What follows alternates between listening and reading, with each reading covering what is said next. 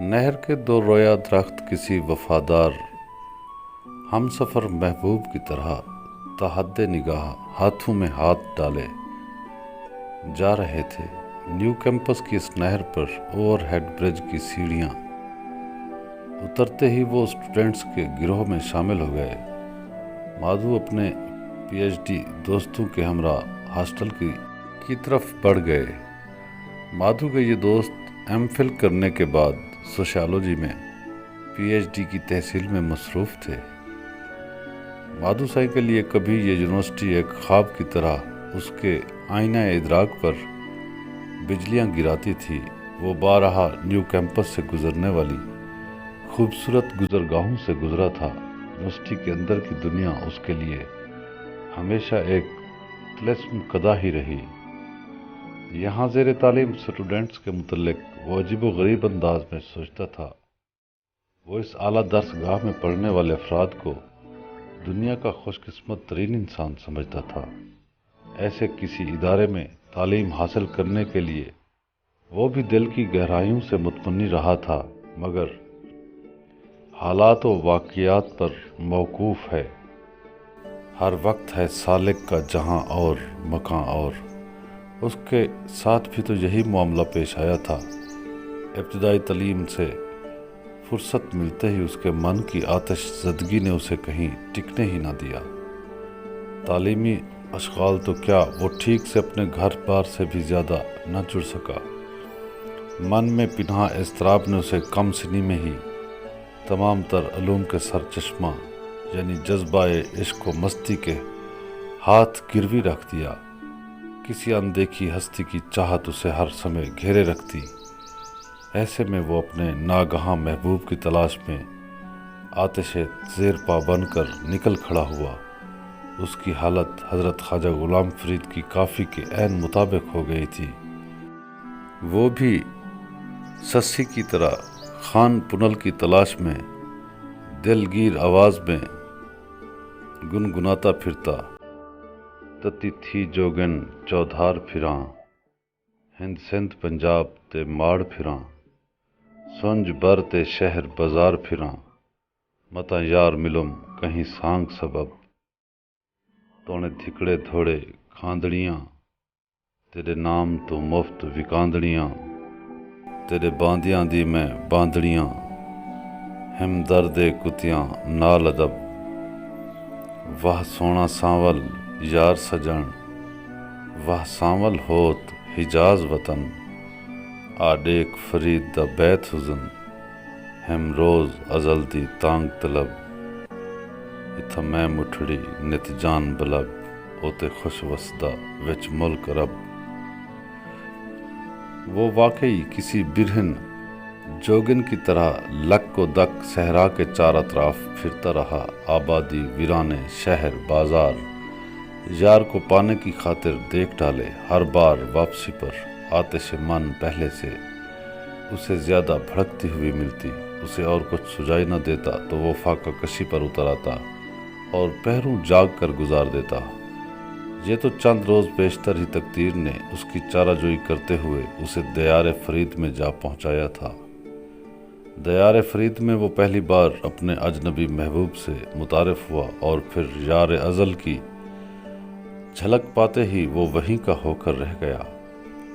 اپنے مختصر سے قیام کے دوران میں ہی اسے اپنی حیات کے مقصد حقیقی سے آگہی ہوئی۔ آج وہ اولڈ کیمپس سے نیو کیمپس میں اپنے مقصد کے حصول کے تعاقب میں چلا آیا۔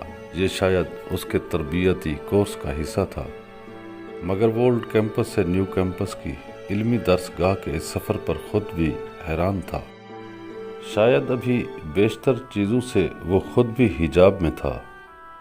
وہ تو خالصتاً فقیرانہ اور درویشانہ رجحان کا حامل ایک سالک اور طالب تھا۔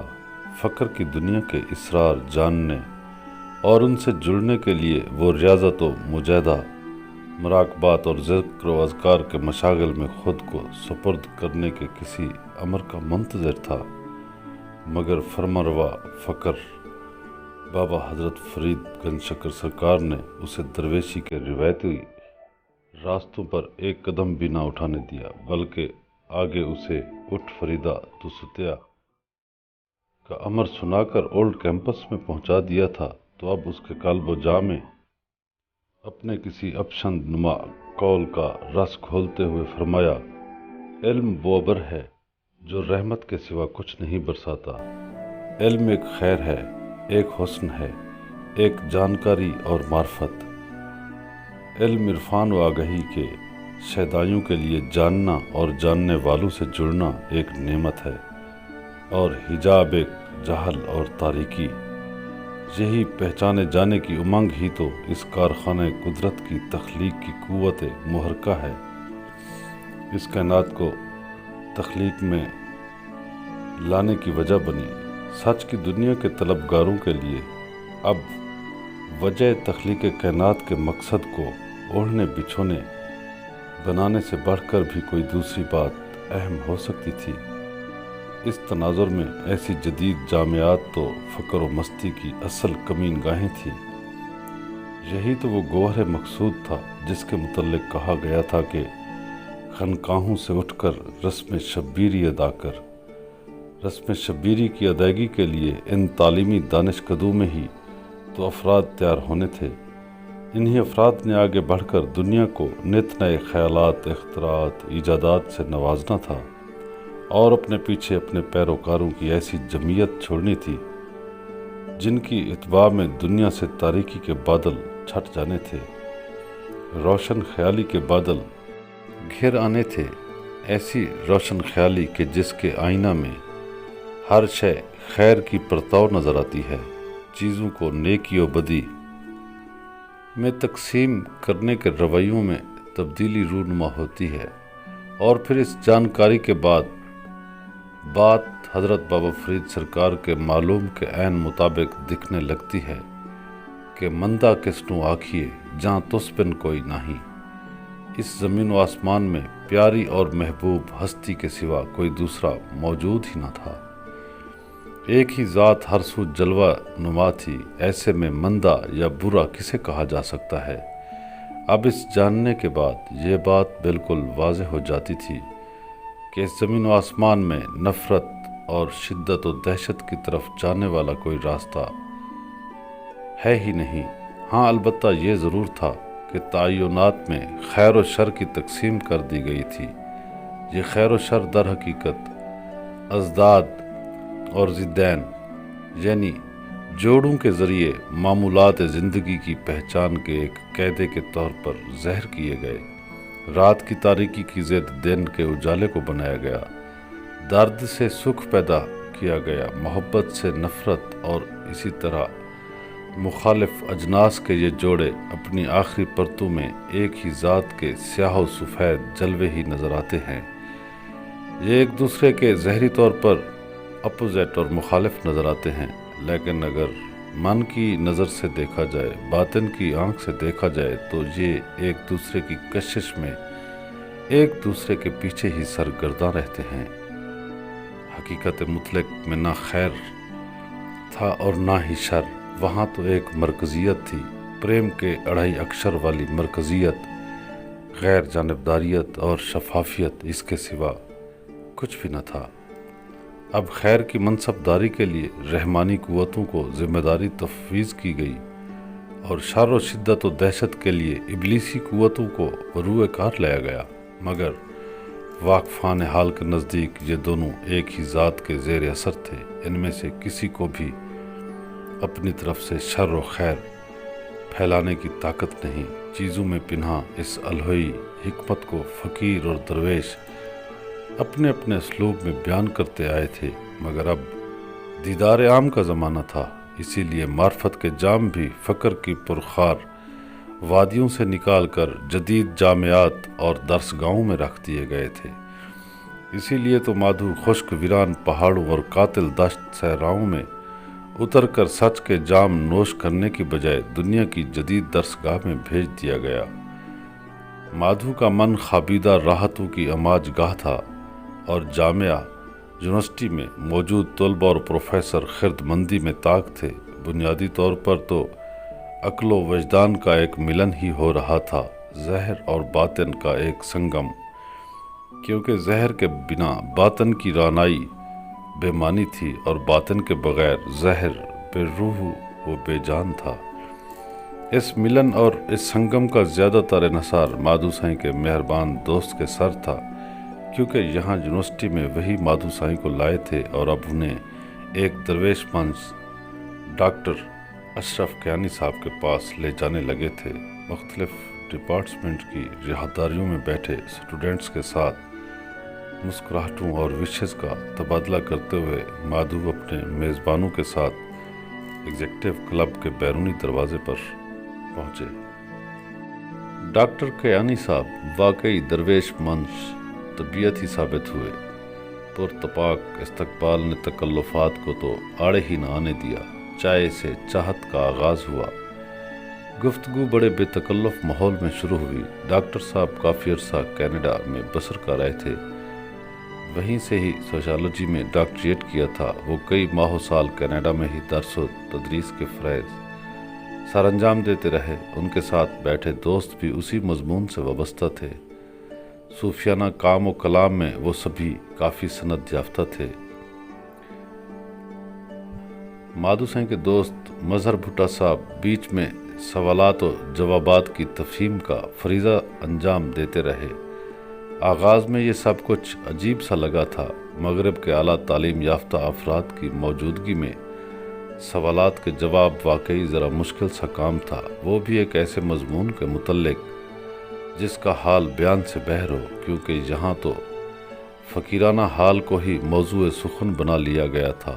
اس ملاقات سے پہلے بھی یہ حال تنویر مرشد صاحب سے ملاقات کے دوران میں گفتگو کا محور و مرکز رہا۔ تنویر مرشد پاکستان کے نامور کوالیفائیڈ آرٹسٹ تھے، مگر ان کی پہچان ان کی فن کی بجائے توحید پرستی تھی۔ وہ کئی کتابوں کے مصنف بھی تھے۔ ان کا محبوب موضوع ایک ذات کی عبادت اور رضا تھی۔ وہ خالص موحد تھے۔ وحدت کی دنیا میں ان کے سامنے ان کے اپنے مشاہدات کا احوال تھا۔ ان کے احوال ان کی گفتگو سے چھلکتے تھے، فقیرانہ وضاقتہ اور اس پہ ان کا کھویا کھویا سا لب و لہجہ۔ وہ ہر سمے کسی اندیکھی ہستی کی یاد میں گھلے گھلے سے دکھائی دیتے۔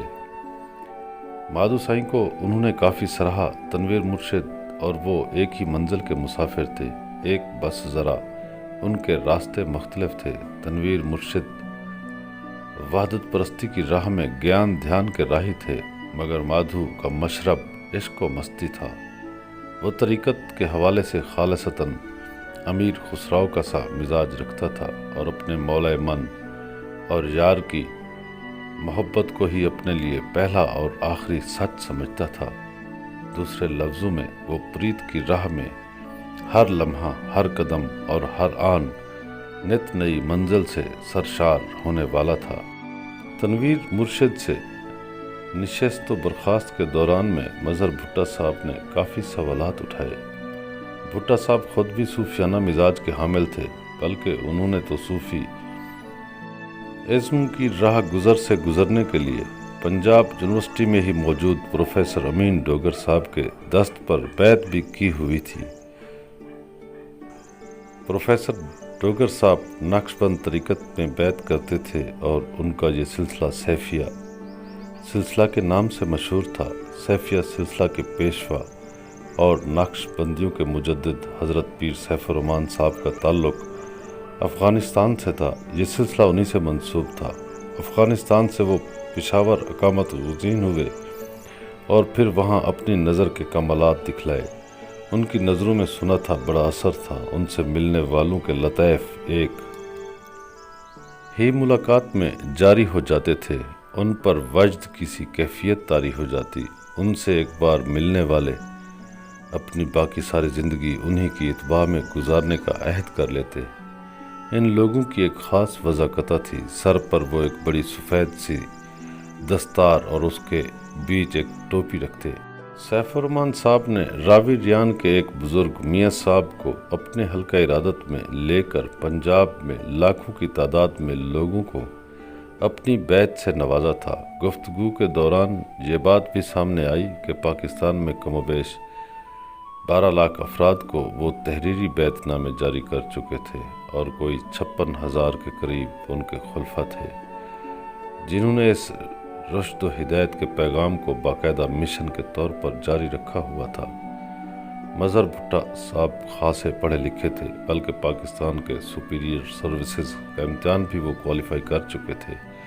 آج کل وہ شعبہ تدریس سے وابستہ تھے، خود بھی ڈاکٹریٹ کیا ہوا تھا اور شہر کے مختلف کالجز اور یونیورسٹی میں پڑھا بھی رہے تھے۔ اس پس منظر میں بھٹا صاحب کے سوالات بذات خود ایک پورے زمن و زمان کا احاطہ کیے ہوئے ملتے تھے۔ منطقی و عقلی گفتگو میں انہیں بڑا سلیقہ تھا، انتہائی ہنر مندی سے وہ سوالات فریم کرتے۔ ویسے بھی وہ ریڈیو پاکستان کے کرنٹ افیئر پروگرام کی کمپیئرنگ کے فرائض بھی سر انجام دے رہے تھے۔ ان کا یہ اعلیٰ علمی پس منظر ان کی طبیعت پر ذرا برابر بھی اثر انداز نہ ہو پایا، بلکہ وہ اپنے مرشد کی اتباع میں خالص مذہبی قسم کے حلیہ میں کافی مطمئن و مسرور رہتے، مگر کبھی کبھی ان کے اضطراب بڑا دیدنی ہوتا۔ وہ اتنا کچھ کرنے کے باوجود کچھ بالکل منفرد کرنے کے خواہش مند نظر آتے تھے۔ اپنی اس خواہش کی تکمیل کیے ان کے پاس کافی فورمز تھے، مگر آج کل ان کا جھکاؤ صوفیانہ تعلیمات کی طرف زیادہ بڑھ گیا تھا۔ ویسے بھی وہ ظاہری طور پر نقشبند طریقت کی نمائندگی کر رہے تھے۔ ان کی طریقت کی تجدید ہندوستان میں حضرت مجدد الف ثانی رحمۃ اللہ علیہ نے کی تھی۔ حضرت مجدد الف ثانی راہ سلوک میں وحدت الشہود کے داعی تھے۔ وحدت الشہود کے برعکس ہندوستان میں وحدت الوجود نے کافی اثرات مرتب کیے ہوئے تھے۔ وحدت الشہود میں خالق اور مخلوق کو دو مختلف وحدتیں انٹیٹیز گردانا جاتا ہے، مگر مادو سائیں کے چشتی بزرگوں کا منچ وحدت الوجود تھا۔ وہ سرے سے دو مانتے ہی نہ تھے، انہیں اس زمن و زمین میں ایک ذات ہی جلوہ افروز نظر آتی۔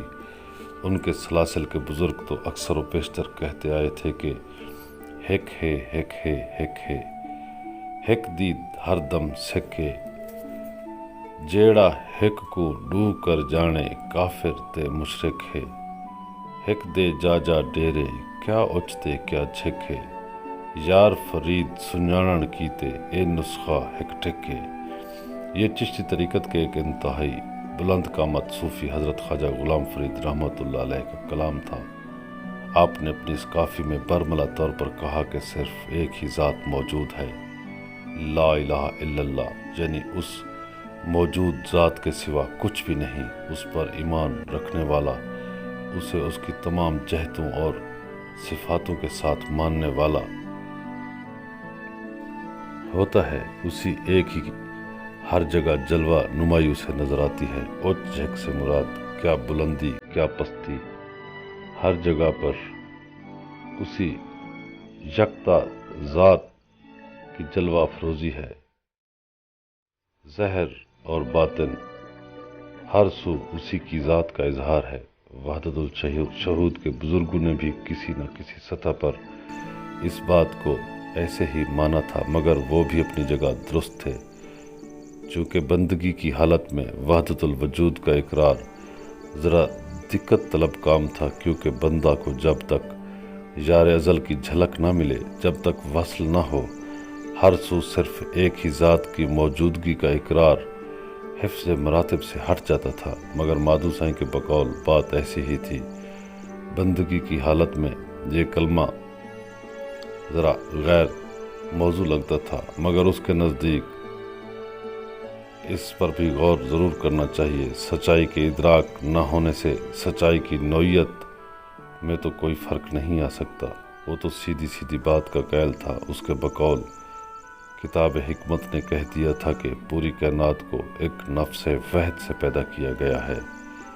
تمام تخلیقات میں یہی نفس وحد ہی کار فرما ہے۔ اگر یہ نفس وحد ہی تمام تخلیقات کا آغاز تھا تو پھر یہ نفس وحد کیا تھا؟ اس نفس وحد کو امر کن سے تعبیر دی جاتی ہے۔ اب پھر یہ سوال اٹھتا ہے کہ یہ امر کن کیا ہے، اور اس کن کے امر میں کیا چیز کار فرما ہے؟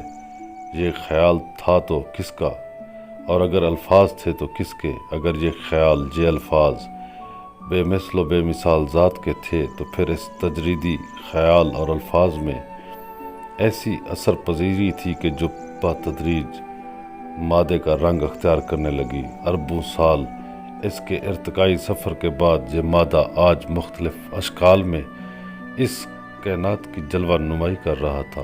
کائنات مادہ کی صورت میں جلوہ گر تھا، مگر اب تو عقلی سائنسز نے بھی واضح طور پر مادے کے وجود کو تسلیم کرنے سے انکار کر دیا تھا، کیونکہ مادہ کو بھی جب تجربات سے گزارا گیا تو مادہ بھی اپنی انفرادی مادی حیثیت گنواتا گیا، اور آخری تجربات میں مادہ بھی توانائی، قوت اور روشنی کا مرکب اور اظہار ہی ثابت ہوا۔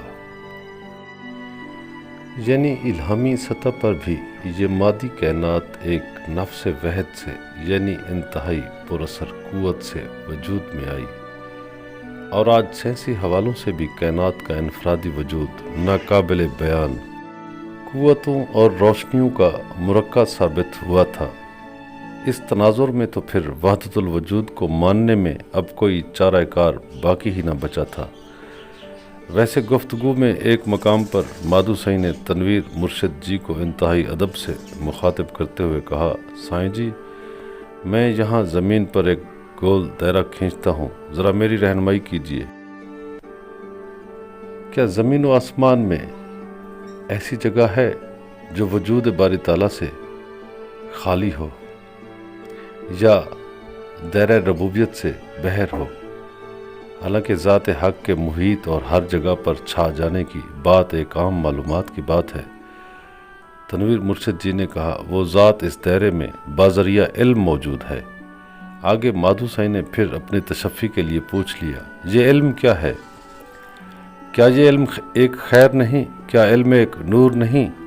جب کتاب مبین قرآن مجید میں بیان کر دیا گیا ہے کہ اللہ نور السماوات والارض، یعنی اللہ زمین و آسمان کا نور ہے، اگر علم نور ہے تو کیا وجود مطلق نور نہیں؟ اب بات ابلاغ سے بحر سرکنے لگی تھی۔ اس بات کا جواب گفتگو میں نہیں بلکہ صوفیانہ حال میں تھا۔ تنویر مرشد جی نے اپنے حال میں، یعنی باطنی و قلبی مشاہدہ میں اپنے خالق کو جیسا پایا ہوگا، ان کے بقول وہ مشاہدہ ناقابل بیان تھا، وہ کسی سے شیئر ہی نہیں کیا جا سکتا تھا۔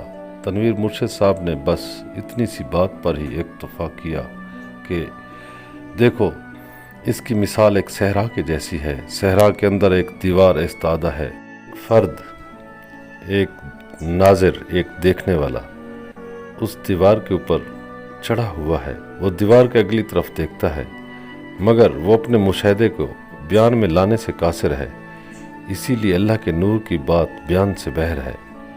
مادھو سائیں نے برملا کہا، سائیں جی، ہو سکتا ہے دیکھنے والے کا ویژن اور وصل محدود ہی ہو، کیونکہ دیکھنے والا اپنی انفرادی حیثیت میں دیکھ رہا ہوتا ہے، اور آپ کی اس بات سے میں مکمل اتفاق کرتا ہوں کہ دیکھنے والا مشاہدہ بیان نہیں کر سکتا۔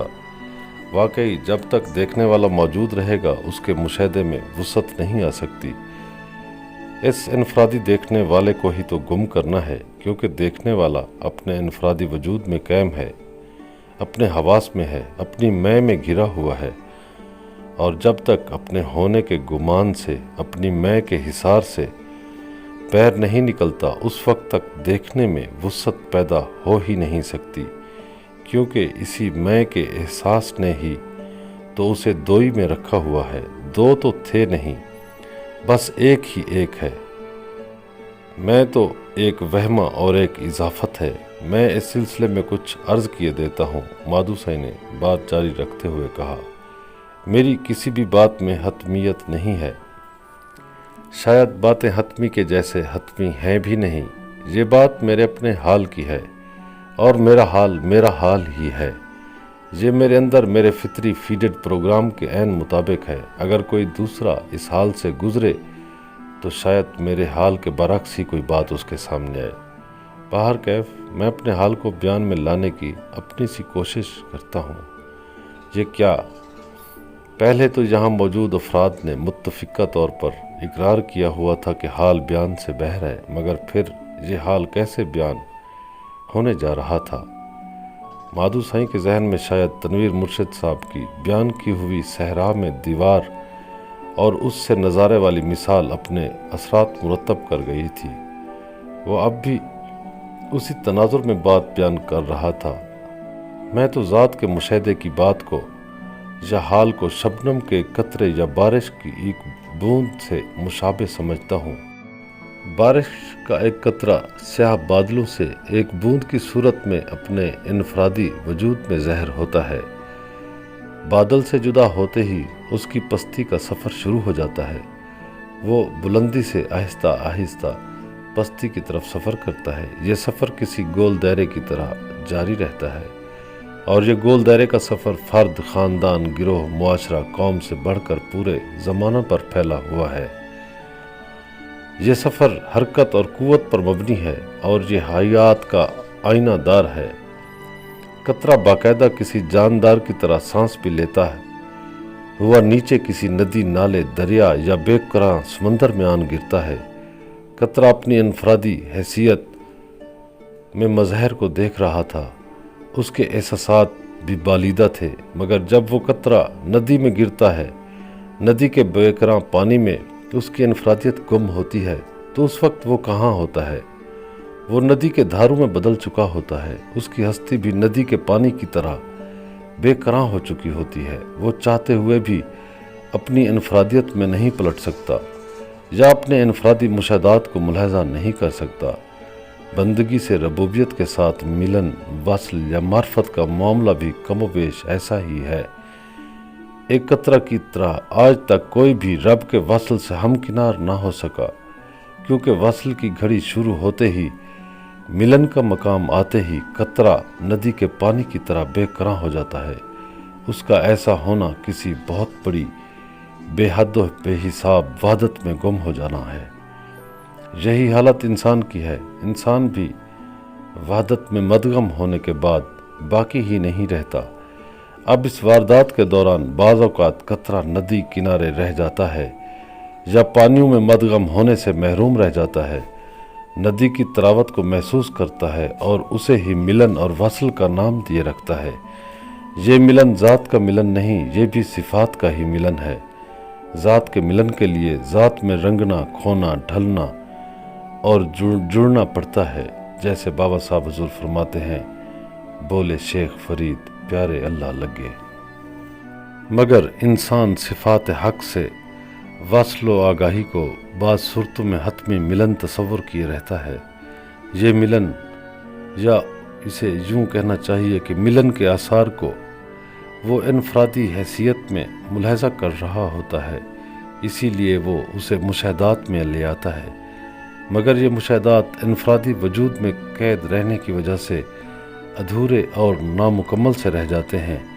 اسی لیے صحرا کی ریت پر کھڑا شخص دیوار کی دوسری طرف صحرا کے منظر نامہ کو حقیقت میں بیان کرنے کی کوشش تو کر سکتا ہے، مگر اسے دکھلا نہیں سکتا۔ یعنی اپنی واردات کی ترسیل کنوے تو کر سکتا ہے، منتقل یا ٹرانسفر نہیں کر سکتا۔ ہاں، البتہ یہ دیکھنے والے کے ویژن پر ہے، اس کی وارفتگی پر ہے۔ اگر وہ اس دیکھنے کے دوران میں بھی اپنی ذات کے احساس کو فراموش کر بیٹھا ہے، نظارے میں اس قدر محو ہو جاتا ہے کہ ناظر اور دیکھنے والا ہی گم ہو جائے اور صرف نظارہ باقی رہ جائے۔ یعنی اگر صحرا کی کسی کی چشم تر میں اتر آئے، صحرا کو بیگانگی سے تکتے تکتے انسان خود صحرا ہو جائے، تو پھر شاید اس واردات کے بیان کے لیے یا صحرا کے اگلی طرف کے منظر نامے کے اظہار کے لیے ظاہری ابلاغ کی ضرورت ہی پیش نہ آئے۔ زبان خاموش ہو جائے اور خاموشی لبے گویا ہو، خاموشی ہم کلام ہو، تو پھر پوچھنے پوچھانے کی حاجت ہی ختم ہو جاتی ہے۔ سچ سر چڑھ کر بولنا شروع کر دیتا ہے۔ اس سطح کے مشاہدے والے لوگوں کو پھر ابلاغ کے لیے زبانی گفتگو کی ضرورت پیش نہیں آتی۔ ذات کی تکمیل ہو چکی ہوتی ہے۔ اندر نظر آنے والی ہستی ہر جگہ نظر آتی ہے۔ شاید ہر جگہ کا لفظ بھی مناسب نہیں، بلکہ وہی موجود وہ جو ہے ہر سو نظر آتا ہے۔ اندر جھلک پائے بنا بہر اس کی جلوہ نمائی کا دکھنا ممکن نہیں، کیونکہ جب اپنی ہی شاہ رگ سے قریب ہستی کا इदराक ना हो सके तो दूसरों में वो क्या नजर आएगी। अपने मन की मार्फत पाने वाले ही वहदत से जुड़ने वाले होते हैं और इस जुड़ने की सलाहियत को दूसरों में उजागर करने वाले बन जाते हैं। ऐसी नादिर और नायाब हस्तियां फिर बातों से हाथ उठा लेती हैं। माधुसाई ने अपने मालूम को बयान कर दिया था, मगर वो तनवीर मुर्शद साहब को भी सराहे बिना न रह सका। उनकी बातों में उनके दयार की हिकमतें पिन्हा थी, मगर वो उनके तरीक से ज़रा मुख्तलिफ चाल का तालिब था। उसे ये बात तो दयार फरीद में ही बतला दी गई थी कि फ़क्र की दुनिया में फ़कत दो ही रास्ते हैं, एक रास्ता ज़िक्र फ़िक्र ज्ञान ध्यान मराकबात का और दूसरा प्रीत का, प्रेम का, मोहब्बत का। उसके मौला मन बाबा फरीदुद्दीन मसूद गंजशकर का रास्ता प्रीत का, प्रेम का रास्ता था। यार की पूजा ही को वो तमाम ज्ञान ध्यान ज़िक्र अज़कार और इबादत की रूह समझते थे। उसके महान गुरु हज़रत बाबा फरीदुद्दीन गंजशकर सरकार ने अपने श्लोक में कई सदियां बेशतर ही कह दिया था कि जे कोई मिले बख्शिया ते तू भी बख्शिया जा। ये बख्शे हुए वो थे जो अपने अंदर पैदाइशी शफाफियत पैदा कर चुके थे। इनसे मिलना ही बड़ा काम था। इन बख्शे हुओं यानी रहबर व रहनमा मुर्शिद व गुरु से मिलना ही असल से मिलना था। ये मिलना आम दुनियावी मिलने के जैसा न था, बल्कि ये मिलना जुड़ने के मुतरादिफ था।